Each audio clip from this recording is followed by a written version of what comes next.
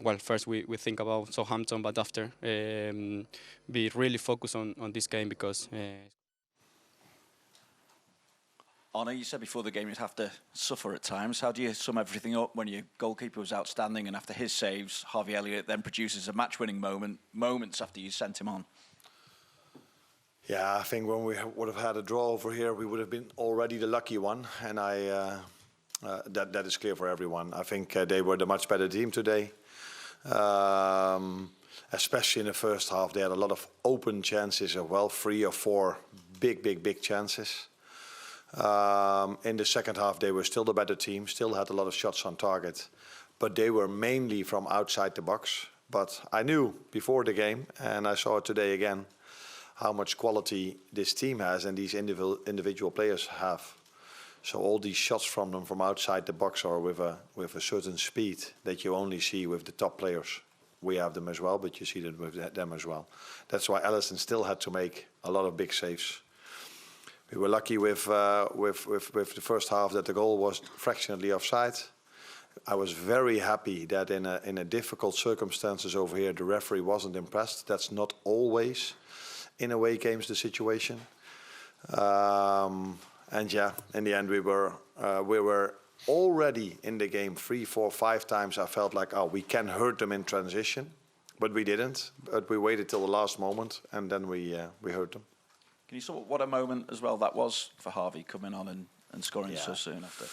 Given it's like a game time at times. Yeah, a big moment for him. I can understand that he's sometimes frustrated about the playing time he gets because he's a good player. He showed at Liverpool already that he's a good player, but he's in competition with players that I hardly take off. So Dominic Szoboszlai is always the one that just keeps on going, also score goals, but he's so important for us with all the running he does. And yeah, Mo Salah is, I think, quite clear for everyone as well. So he has to do it with limited playing time, but he just keeps on going. I have to give him big compliments for that. Also my staff, because they keep working with him.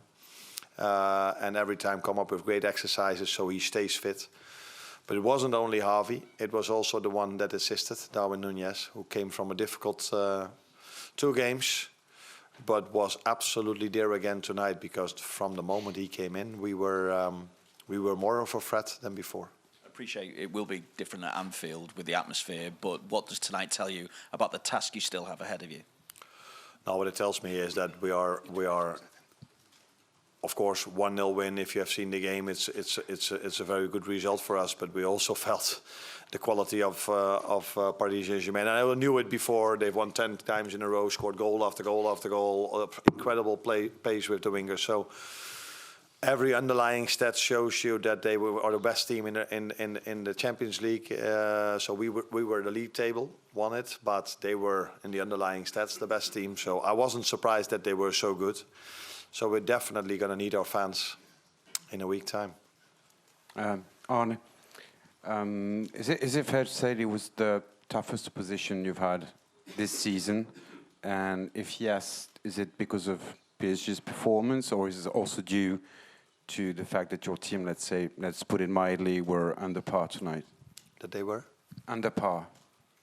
No, we were not under par. It's pure the quality of Paris Saint-Germain and the way they've played this whole season. I can say it one more time. All the underlying stats show you that they were the best team in Europe till now, except for the league table. But they've had Arsenal, they've had Bayern Munich, they've played Atletico Madrid, and they've played Man City, and still have the best underlying stats. And they showed today. And I already knew it, but the players saw it today as well, and our fans and whole of England, that Luis Enrique made an incredible team here after 3 windows. So much pace, so much work rate, so much quality in the midfield, how they handle the ball. So it was an unbelievable challenge for us to get away here with a result, and we know it's going to be a hard one in a week.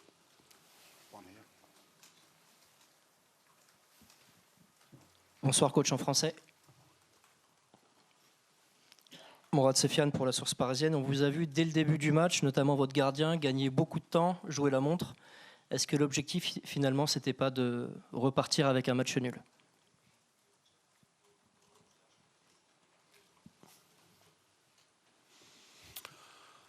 I think it's clear you are not used to. Let me say it in other words. I've played games this season where goalkeepers took much more time before they took a goal kick than we did tonight. Or with throw-ins, sometimes it takes a minute. But that is not for you to know, but for me to know. We've played many of these games. I didn't feel we were time wasting today. We just tried to play the game. It was clear that as the game passed by, a draw was the best possible result for us. But in the end, we were lucky to even get the win. But it didn't feel to me as if we were time delaying that much.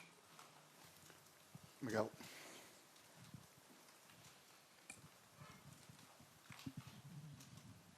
Arne, PSG were particularly brilliant for the first half hour or so, but then it felt like you managed to shore them up. What were you thinking at that moment, and was there anything specific you did? Yeah, we changed a bit the way we pressed in the second half compared to the first half. And I also agree with you that in the first half they had 3 or 4 open chances, so one-on-ones and a cutback cross that just went over the bar. And the moment that he went one-on-one and the ball came back, and 2 or 3 chances in a row. So in the first half it was almost a miracle that it was 0-0. The second half it was more due to their quality that they could create chances, because all of their shots were outside the box. But these players, I just said it already, and our players have the same. If they get shots from 18 yards or 20 yards, it's still half a chance because they can hit it so hard. And that's why I think you saw 2 teams that have dominated their league. They're the French, us in England, playing against each other with so much quality involved in the game. But Paris Saint-Germain was by far the better team in ball possession than us. Beth here. Hi, Arne. Trent has obviously had a lot of scrutiny this season on his defending, and he always does. But I thought tonight, even though he was up against some really top players, he handled it really well. What did you make of him? Yes, I agree with you, but I see the same thing during the season many more times. There have been games, I think City away was one of them, where he was outplayed a few times, but we didn't concede that many big chances against City. So sometimes stats are not telling you the truth. If he goes past someone in the width of the pitch, it doesn't tell you that he's outplayed. But the stats that do matter, I just said already a few times, are clear that Paris Saint-Germain is this season incredible in Europe and in their league.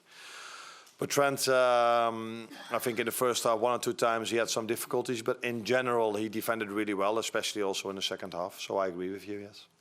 We'll take 2 more questions. Gentleman here. Bonsoir coach, en français.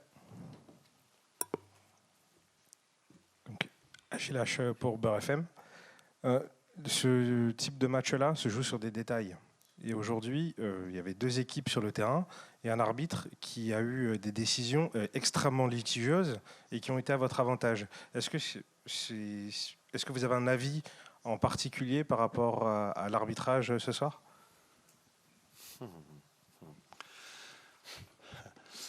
The big difference is between French and Netherlands and England is that you guys ask me questions about time delay and about referee decisions, where in England I have to talk about this myself, and I don't get these questions if we are disadvantaged. Is that the word to say? A lot. Then nobody asks me about it. I just said that it's not easy for a referee if you are refereeing in a game like this, where the fans are they are so there for the home team. Apart from that one moment where you could argue if it's a red, yes or no, with Ibu and Barcola, I didn't feel he was in favor of us or in favor of them. It was just a top referee that should be in a game like this. And I think if the referee would have if he would have blown his whistle, the VAR would not have overturned it. And now it was also clear for me that he should not have overturned it because it wasn't clearly wrong. And it is a big decision, that's true. And no, I'm not going to say what I want to say. Let's keep it like this. Final one at the back.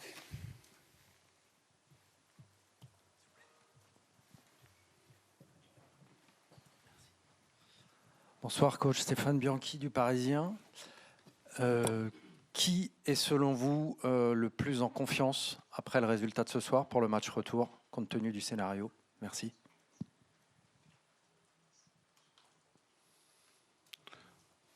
Who's the most confident player?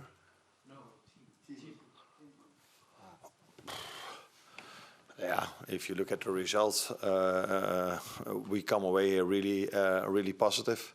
If you look at the performance, then there are two different things. I think Paris Saint-Germain can take a lot of positives towards the game we're going to play in a week. But I can tell you that they're not only going to play against us, they're only going to play against our fans, and we really need them. Not only next Tuesday it is? Tuesday. We need our fans on Saturday against Southampton as well, because like you might know, we don't have a winter break in England, so we just keep on playing for months already.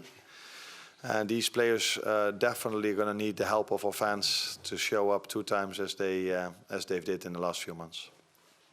Thank you. You're welcome.